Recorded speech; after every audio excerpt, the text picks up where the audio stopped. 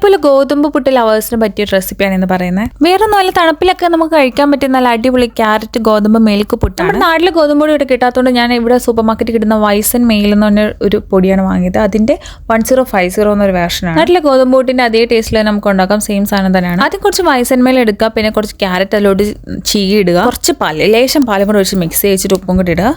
ക്യാരറ്റിൽ already വെള്ളം ഉള്ളതുകൊണ്ട് അത് ശ്രദ്ധിച്ചിട്ട് പാൽ ഒഴിക്കുള്ളൂ, അധികം ഒഴിക്കരുത്. ഇൻഡക്ഷനിൽ വെക്കുന്ന പുട്ടുകുറ്റി എനിക്ക് ഇല്ലാത്തതുകൊണ്ട് ഞാൻ ഇതുപോലെ ഒരു ചൈനക്കടയിൽ പോയപ്പോൾ കിട്ടിയ ഈ ഒരു സാധനം വെച്ചിട്ട് അതിൻ്റെ അകത്തൊരു ബട്ടർ പേപ്പർ വെച്ചിട്ടാണ് ഞാൻ ഉണ്ടാക്കി കേട്ടോ. ഒരു പാത്രത്തിലോട്ട് വെള്ളം ഒഴിച്ച് അതിലോട്ട് ഇറക്കി വെച്ചിട്ട് സ്റ്റീം ചെയ്യാം. പുട്ടുകുറ്റി തന്നെ വേണമെന്നില്ലല്ലോ, എങ്ങനെ വേണമെങ്കിലും നമുക്ക് സ്റ്റീം ചെയ്യാം. സംഭവം അടിപൊളി ടേസ്റ്റാണ്. ക്യാരറ്റ് പുട്ട് ആയതുകൊണ്ട് ഞാൻ സൈഡിൽ കുറച്ച് ക്യാരറ്റും വെച്ചിട്ടുണ്ടായിരുന്നു, പഴവും വെച്ചിട്ടുണ്ട്, ഈന്തപ്പഴവും വെച്ചിട്ടുണ്ടായിരുന്നു, പിന്നെ കുറച്ച് ഞാൻ ബ്രൗൺ ഷുഗറും കൂടെ ആഡ് ചെയ്തിട്ടുണ്ടായിരുന്നു. ഈ ഫുഡ് കണ്ടപ്പോൾ ഇവനയുടെ മോന്തയൊക്കെ മാറി, കാരണം നൂഡിൽസ് മാത്രമാണ് പുള്ളിക്കാരിക്ക് ഇറങ്ങത്തുള്ളൂ.